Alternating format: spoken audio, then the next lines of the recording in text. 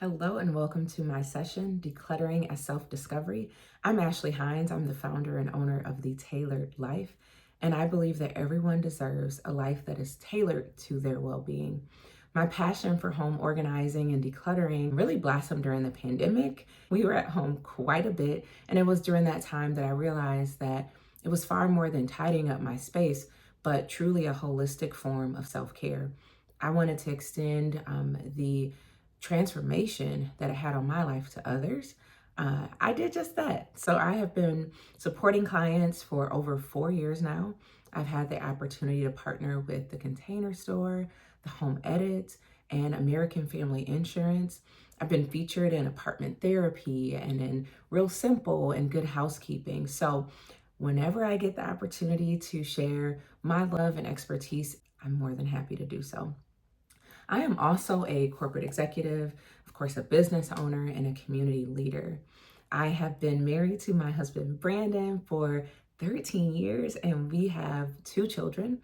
We have a 10-year-old son and a 5-year-old daughter. They certainly keep our life fun and full of laughs. So I am very grateful to my family for all they give to me each and every day. In 2016, as a new manager, I was extended an opportunity to work with a executive or leadership coach.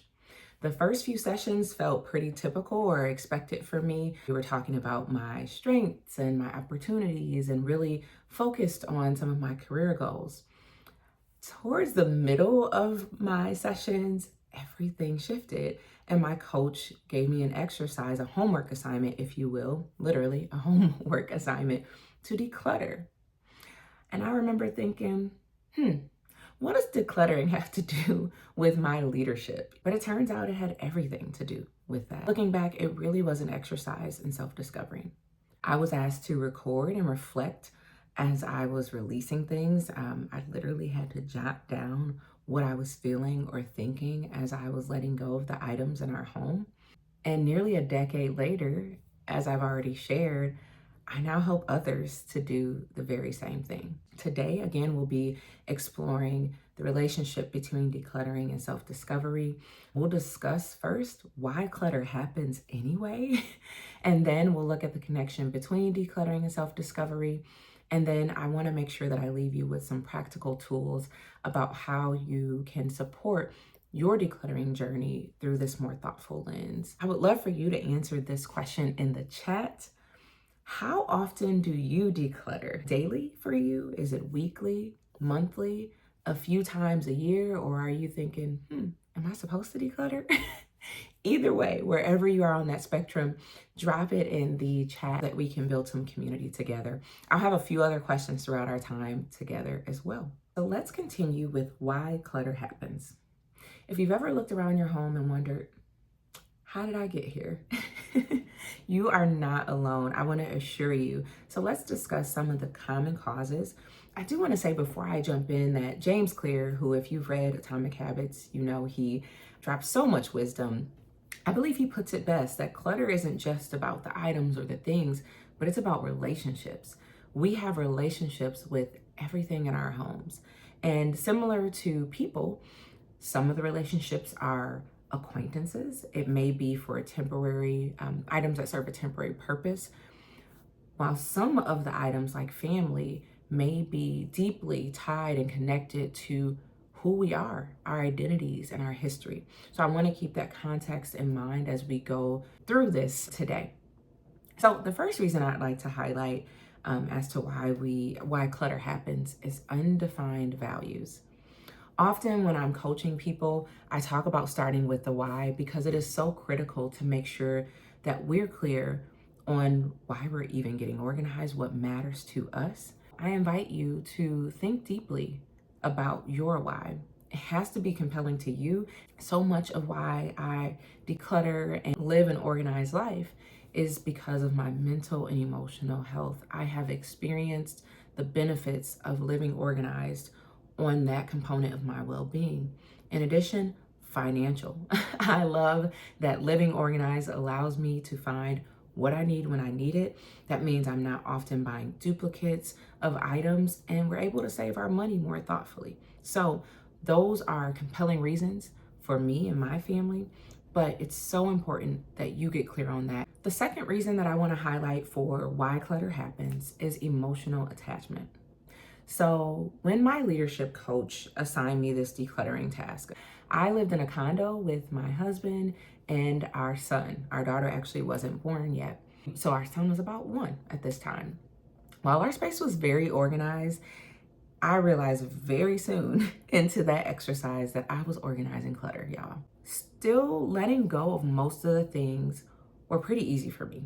I'll be honest, I didn't have much of an issue even back then releasing things, except when I got to the baby clothes. So I had been keeping hand-me-downs as well as the clothes that our son had worn during his first year of life in these giant bags. And by this point, I had 9 bags full of clothes. Proud of my progress because I was able to release other things. I went back to my coach and said, hey, I got through it. I was able to declutter all these things except for these baby clothes. I'm gonna hang on to these.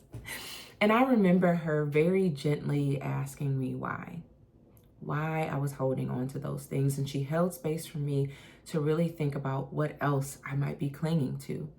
And that opened up so much opportunity for me to be honest about where I was.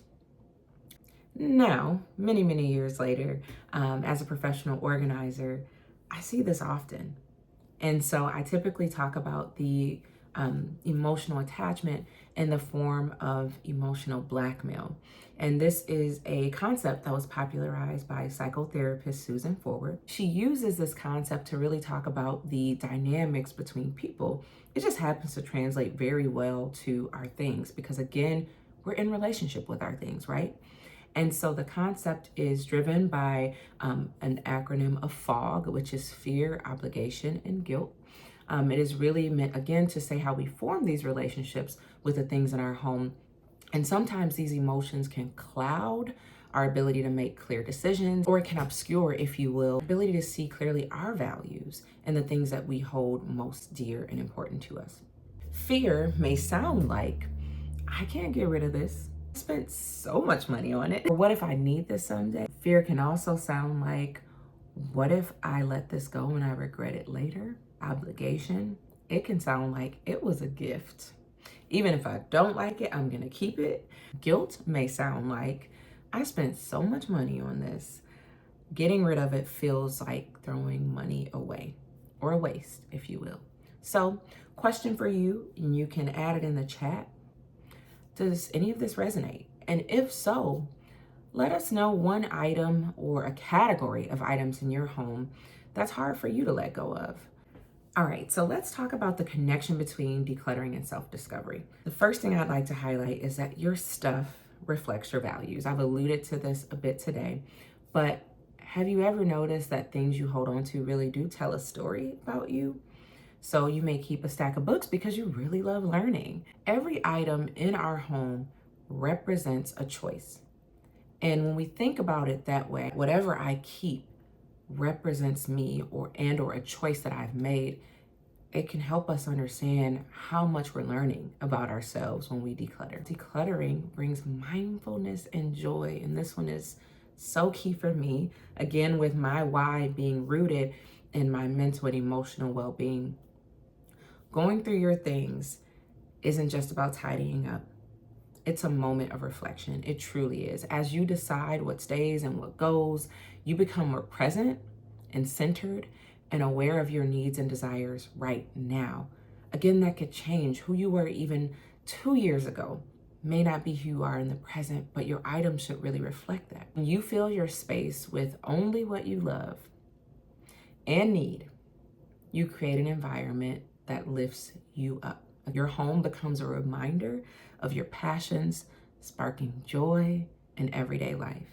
The last thing that I will highlight here as we look at this intersection between decluttering and self-discovery is that space is possibility.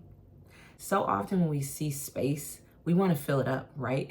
We really do. We're like, oh, we got that empty cabinet, that empty shelf, whatever it may be. Decluttering and making space keeps you open to the possibilities. That could be a relationship, that could be a habit, and it really allows you to continue becoming. My next question is, have you ever let go of an item and felt a weight was lifted? So I promised to provide you with some practical application today, and so I'm doing just that with this very brief activity called Why Keep It? So look around you. If you're at home, if you're out and about, this won't work in the same way unless you're in your vehicle or you have your purse or some sort of personal item with you. But look around and just grab something. And I want you to answer 3 questions. The first question is, why did I get this item in the first place? The second question is, does this item reflect who I am today or who I want to become? Third question is, what would it mean to let go of this item? Again, 3 very simple framing questions can allow you to use the decluttering process as an opportunity for self-reflection and self-discovery. So a key insight for you with this exercise is that it should reveal something about your values, your emotional ties, or your opportunities for personal growth. Back in 2016, when my coach nudged me to answer the why behind keeping those baby clothes, I had to be honest. I was afraid. I thought if I released those baby clothes, I wouldn't be able to get them again. I either wouldn't be able to afford them or find those items that I had been gifted, right? So, in my mind, it felt very practical. We were planning to have another child, albeit I wasn't pregnant at the time. I was holding on to stuff for a what if in the future and using our very limited storage space for fear-based clutter, quite frankly. So I donated the clothes. And a year later, I got pregnant and I miscarried. And shortly after, we moved into a new home.